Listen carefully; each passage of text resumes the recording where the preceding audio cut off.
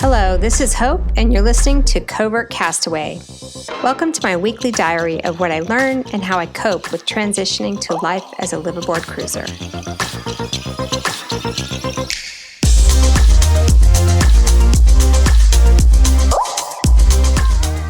Decisions, and so many things to consider.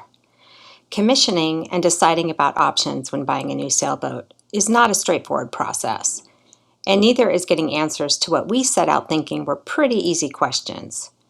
In fact, it proved to be just about as elusive as trying to photograph a unicorn. In today's podcast, I'll outline our experience with outfitting and commissioning and what we are learning through the process. So when we first started this endeavor to buy a boat, I figured, okay, you pick the model you want and the configuration, add a few bells and whistles, and you're off to the races. That's how it works, right? No. This is honestly the most bizarre buying process I've ever been through in my life. As I mentioned before, we had to get into the queue to buy a new boat 2 years in advance that would get built at some future point in time that you could only roughly estimate, committing to buying a boat that we had never sailed for a price that was still yet to be determined, because this would change 2 more times between when we put the deposit down and 12 months after that. Who does that? Apparently everyone who buys a new boat. It's crazy. But here's the real kicker. You're given the base boat, which is basically made up of everything that makes it float. Everything else you choose and you buy separately as an option. It's more like building a custom home. You pick from one of the 4 models, and then every other decision you have to decide separately. Because I've never lived on a boat, when I first saw the options list, half the stuff I didn't even know what it was or why it mattered. Also, there's different opinions about certain things and decisions on those things that affect other decisions that you have to make. It's like this weird intergalactic butterfly effect. I'll give you this simple example. How does the decision on a freshwater electric head affect a decision you make on how you dry your clothes? Let's start with the heads. The theory is seawater stinks. So if you get freshwater, that's better because nobody likes a stinky head. And electric, of course, is better because you push the button versus pumping the thing when you are probably bouncing all around in rough seas. Okay, that means you need to consider a water maker. So how big a water maker do you need to account for the water you use for everything else, including the freshwater heads? So now you have to think about all your water consumption. So how big a water maker do you need overall? Okay, so everyone knows that seawater heads are super stinky, but having a seawater option is good because you also can use less fresh water, say if you're going on a passage, that you would otherwise get from your water maker. Okay, so do we go all freshwater or have some heads that are seawater, or do we have them build in a conversion kit so we can have both on the heads? Well, why does this matter? Because the size of your water maker means you have to consider how much power you need to operate your water maker on top of the rest of your power requirements.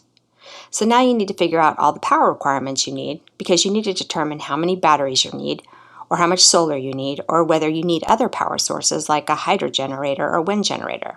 Then you have a debate with your spouse about just running the generator to charge the batteries, right? But what if you're in a super remote place and don't want to use a lot of diesel fuel for your motors? And powering the generator just for the water maker isn't great because you need to load up the generator. So how big of a generator do you need? Well, it depends. Will you be running a rice cooker, a washing machine, a hairdryer, while also having the generator on? And are you getting a washer-dryer combo? Or just the washer and then you'll hang your clothes? Well, won't things kind of get moldy? Yeah, so we should get the dryer option, right? Okay, which model should we get? And will it fit? This is just one simple example of every single decision you have to make on the options of a boat.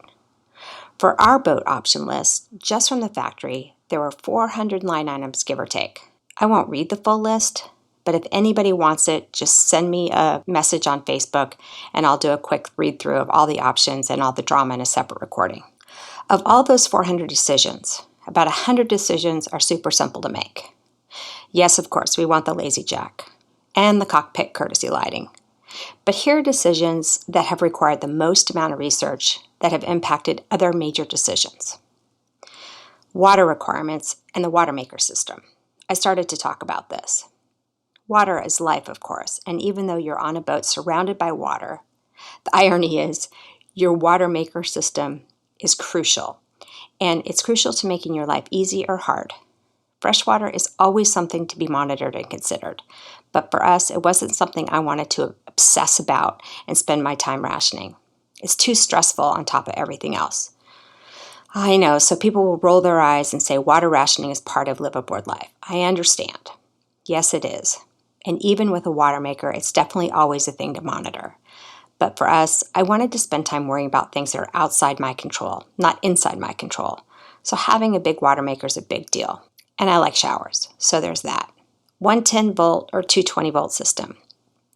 Depending where you want to travel and you expect to hook up, this could be a big decision. We don't intend to bring the boat back to the States, so what electrical system would be most helpful based on where we wanted to go, so that just took some time to get through. All the intricacies of your power system based on your estimated power requirements. AGM or lithium? How much solar? Whether or not you want AC, which affects your decision on the generator. This whole topic's a hot mess, and we're still working through it. The challenge on this one is that we're in this weird in-between time when lithium isn't quite ready for prime time, and there's still a bunch of risk on this decision. The decision on preferring lithium itself can be a bit of a religious debate, but that's not the core issue. Let's assume you believe in lithium, and also believe it's safe to put lithium batteries on your boat.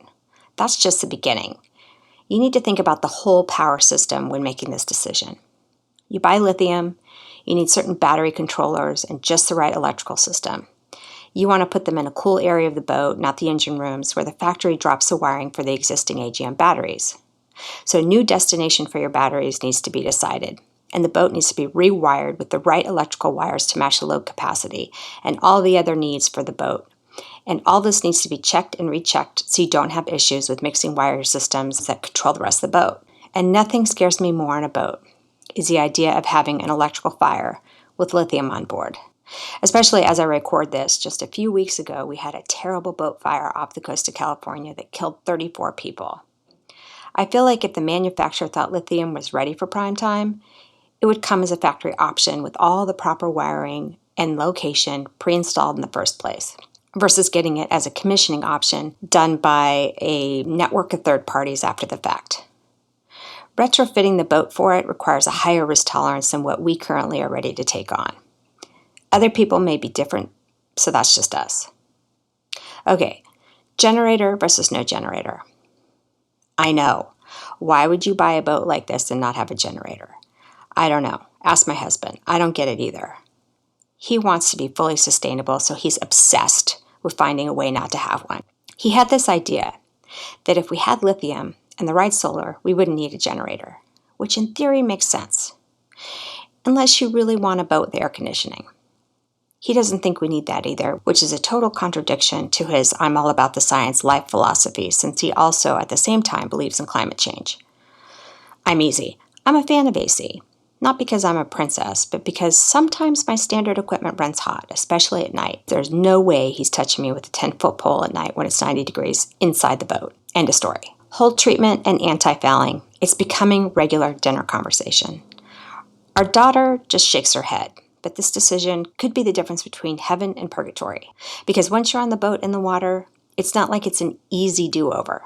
Copper is supposed to be awesome, but it's bad for the oceans, and apparently no one on planet Earth knows how to apply it properly. In any way that's repeatable, that is. There's anti-fouling vinyl wrap. That's not proven either. And honestly, beware about researching it. It's easy to get distracted and start daydreaming about getting a full hull wrap with some exotic design on it. Moving on. All the other decisions are intricate. They're nuanced choices that definitely do make life easier or harder, but we're sailing, so it's still like camping. They aren't game-changing decisions that can't be made or adjusted along the way. Like what kind of props, what's your Wi-Fi setup, or what kind of barbecue. So the entire point of sharing all this with you is to say the commissioning is not a simple thing. Like the boat comes out, then it goes to a commissioning agent who adds a few handrails and sets up your mattresses. The commissioning process actually starts a year before the fiberglass goes into the factory. because all these decisions need to be thought through and submitted as the final manufacturer's options list. And then the ex-factory commissioning is the stuff the manufacturer doesn't want to do, or maybe you don't like the way they have it done. So enter from stage left the commissioning agent. Here's the kind of stuff they do. They provide the cockpit tents and enclosures, extra inverters or battery monitors, fire suppression system, bigger fans throughout the inside, flooring maybe like flex teak, chain counter, how about a water filter for drinking water? Because the water maker fills your boat tanks, which also collects bacteria. So do we want UV or just the carbon filter? There's also changes to stuff that maybe you got from the manufacturer that you don't exactly like perfectly. So say you selected the hi-fi pack and you get standard from the manufacturer. It includes all the wiring and the Bose system. But for the TV, which you never really wanted in the first place, it's a pathetic 24-inch. So we ask ourselves, if we have it wired for TV, do we want a bigger monitor? For rainy days watching movies. Okay, sure. So what do we do with the 24-inch? Well, we put it in the owner's cabin. Well, why would we do that? Well, if someone's sick in bed, Now we never really wanted a TV on a boat, and now we have two. Dive compressor, outside fridge, ice maker. Sure, why not? Throw it in there too. And this is why buying a boat is like building a house. It takes longer than expected and costs twice as much as you budgeted for. It goes on. And we've definitely filled 2 years of waiting with all this research and reconnaissance on systems and equipment. The other thing that really surprised me about all this is the brokers are helpful to a point, but it's all really loose. They send you a list of options that says 12-volt outlet. Okay, I probably need that, but doesn't it come with outlets already? Yes, but, as updates change every year, right now there's one in each cabin and one in the salon, so you don't need it. But what if my husband and I both want to charge our phones at night? Should we add another to the master maybe? Curtains and cabins. All right, what do those look like? Is it sunshades on windows? Is it full curtains? Is it inside, outside? And if it's outside, does the salt scratch the windows? Oh no, that's different. That's a textiline shade. Okay, so would I still need the curtains, or do I need curtains for privacy? The problem is, you don't know what you don't know. And the broker and commissioning agent just want you to tell them what you want. They don't really want to spend the time explaining what everything is and what you do or don't really need. It's sort of like having to build a house without an architect. There's things we just don't know enough to ask, at least in the beginning. Okay, so this concludes all the decisions part of this story. So let's move on to who does what throughout the commissioning process. For context, we do live in the West Coast, but we want to cast off from France and start in the Med. So considering all the delivery options and based on our plans, we're leaning towards taking delivery in France. Our broker is based out of Maryland, and they will be managing and planning the operations for our boat, working with the local teams on the ground and the commissioning agent, who is also the primary agent for the broker, who ultimately also acts as both an extension of the manufacturing team for the ex-factory assembly of certain things that come out, and they act like the local representative of our broker when they aren't on the ground in France. I know this is really confusing, but you guessed it. This sets up a perfect situation for miscommunication and finger-pointing when something goes wrong. You couple that with a very old-school paper and post-it note manufacturing and supply chain system, and you can start to understand the potential problems. Like I said before, I've never seen anything like it, and it's an industry ripe for modernization, but with a culture that's slow to change. It's honestly bizarre. Let me use a hypothetical example to make my point. So you want underwater lights, but you don't want the ones that come with the boat. You want the cool-looking blue ones. You buy them from the broker, who actually is having them done by the commissioning agent. The guys from the commissioning agent team drill the holes in the wrong spot, so they cover them up and drill new holes and install the lights. You find out later, when you're on the boat, that 4 extra holes were drilled into the bottom of your boat, and the gel coat work is sloppy and cracking. Whose problem is it? In theory, it's the broker's problem to fix, but the broker didn't know anything about it. The commissioning agent has no recollection, and the actual guy who did the work left to work at a new boatyard months ago. This is just a hypothetical example, but this kind of stuff happens all the time. It's also good to appreciate the dynamics of markups. The broker marks up the boat and all the manufacturing options. Okay, fine, that's to be expected. But then they mark up the aftermarket items for any other third parties. Okay, And on top of that, they make their third parties pay a commission fee to them for the honor of getting the business, which basically incentivizes third parties to mark up their costs more and cut corners that may not be in your best interests. I'm not trying to be negative here or complain. I'm just sharing how this is in case anyone else needs to know the information. Beyond that, here's some other tactical lessons we're learning. We'll try to get as much installed from the factory as possible, and not only weigh the trade-offs of custom options, but the probability of it causing unintended consequences. We'll properly plan for and anticipate what a custom request will fully entail, and work with our broker early to plan for process changes and local lead times, assuming nothing and documenting everything. While we're working with our broker, and they're ultimately responsible for a positive outcome, it's our burden to appreciate the cultural differences of planning and adjusting our expectations and style accordingly when we are in the ground in a foreign country. Resetting our expectations about the time it takes to commission and ready the boat. Hard deadlines will create more stress, which for us is what we're trying to have less of by changing our lifestyle. It's probably good to plan to stay out of the way. It would be like living through a kitchen remodel, so I think it would be best just not to expect to move straight on the boat while it's being commissioned. A couple quick minutes here on chandlery and provisioning. In any port, you could no doubt find everything you need to provision the boat, with the help of a rental van. In local stores and chandleries in the boatyard, you can find anything from rubber-bottom dishes, linens, folding bags, appliances, line, weather gear, repair equipment, charts, gangways, etc. Probably the most important things are having spares, oil filters, impellers, belts, and so on. You can get all that there. A person could probably walk off the plane and get everything they need to cast off. The extra gear we're still trying to figure out. What else could there possibly be, you ask? The list is endless, and I'm overwhelmed, so honestly, I think we're just getting things as we go along. But the idea for some of this stuff is it might actually matter what kind you get.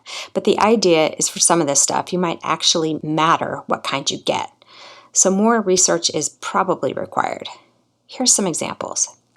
Handheld GPS, binoculars, bosun's chair, which won't give you a painful wedgie, sails, sat phone, scuba gear, water toys, EPIRB, tools, or wire cutters in case the mast comes down.